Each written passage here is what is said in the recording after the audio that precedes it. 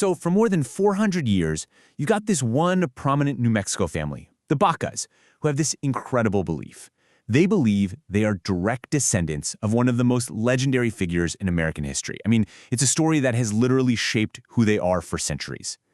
But, and this is super important, we've got to say this right up front, this claim, it's never actually been proven with a primary source document. So today we're going to dive into that fascinating gray area, where a deeply held family story runs right up against the silence of the history book. Man, this metaphor really it hits the nail on the head, doesn't it? This is exactly what we're talking about. It's how a story can give a family this deep, this unshakable sense of who they are. You know, a connection to the past that feels more real than any piece of paper ever could. It's the kind of belief that goes way beyond just history. It becomes, like it says, the undeniable deed to their soul. And right here, this is the core conflict, laid out plain and simple. On one hand, you've got this powerful family tradition passed down for 400 years, and on the other, the hard fact that so far, professional researchers haven't found that one single document to prove the link. So the real story here is in that gap, right? We're exploring that space between belief and proof. And it's a journey right into the heart of how families build their own sense of history. All right, first step, a family's ancient claim. So to really get why this claim is such a big deal, you first have to understand the name itself, because this isn't just any old name. We're talking about a title that's soaked in Spanish history, a symbol of nobility, smarts, and serious military might. I mean, what a story, right? The name literally means head of a cow. But this wasn't just some random surname. No, this was a title of nobility, handed out for a brilliant move in a massive battle that helped change the course of Spanish history. So think about it. When the explorer Álvar Núñez decided to use his mother's family name, Cabeza de Vaca, he was making a statement. He was tying himself to this legendary, heroic legacy. And that is the exact legacy the Baca family of New Mexico says is theirs.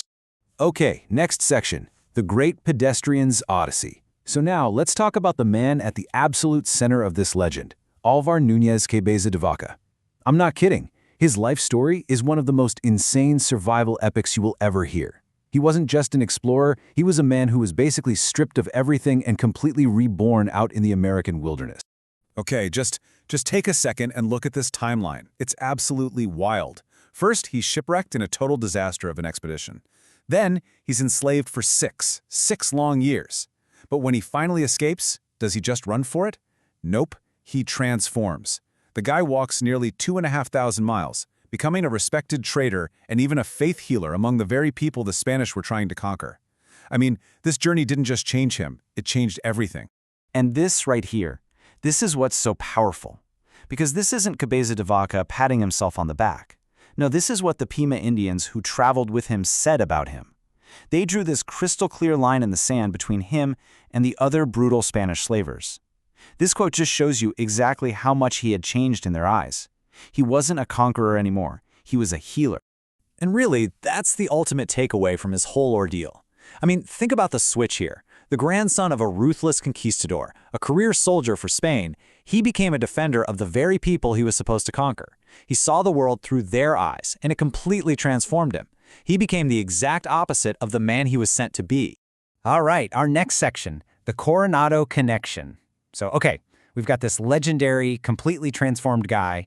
Now let's put on our detective hats and investigate that potential link, and remember, it's unproven, that might just connect the Baca family to this incredible story. This is where things get interesting.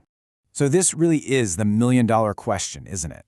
Not just for us, but for genealogists and the Baca family itself. How do you get from this legendary 16th century explorer to the family that shows up in New Mexico way later, in the year 1600? How in the world do you connect those dots? Well, the whole theory, the potential bridge, it all comes down to one guy, a man named Juan de Vaca. See, Spanish archives list him as the father of Cristobal de Vaca. That's the guy who founded the New Mexico family line. So the key, the entire puzzle, is figuring out who was this Juan de Vaca. Could he be the missing link we're looking for? Okay, now this is where the clues, the circumstantial evidence get really interesting. So, a guy named Juan de Vaca pops up on the list for the famous Coronado expedition. And he's not just some random soldier, no way. He was a horseman in the personal guard of the viceroy himself, a guy named Mendoza. Now, why does that matter? Well, because the viceroy was the one who paid for the entire expedition, and he did it because he was fascinated by the stories of wealth brought back by, you guessed it, Álvar Núñez Cabeza de Vaca. So it kind of suggests this Juan de Vaca was right in the middle of the action, following up on what his potential relative had started. It's not definitive proof, but it's a heck of a clue, right? Okay, moving on to our next section, a New Mexico obsession. So now let's look at how this belief, this idea of a direct lineage, acts like a key.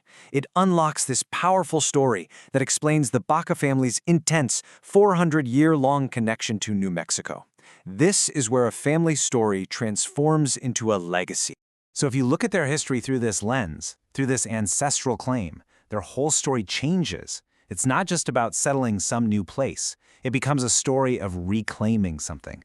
They show up in 1600, then in 1680, they're forced to flee during the huge Pueblo revolt. But do they give up? No way. They are among the first families to come back, and they put down roots so deep they end up producing governors for the state. See, for the Bacas, New Mexico wasn't just some random spot on the map. It was the land where their ancestor had his life-changing journey. It felt like their birthright.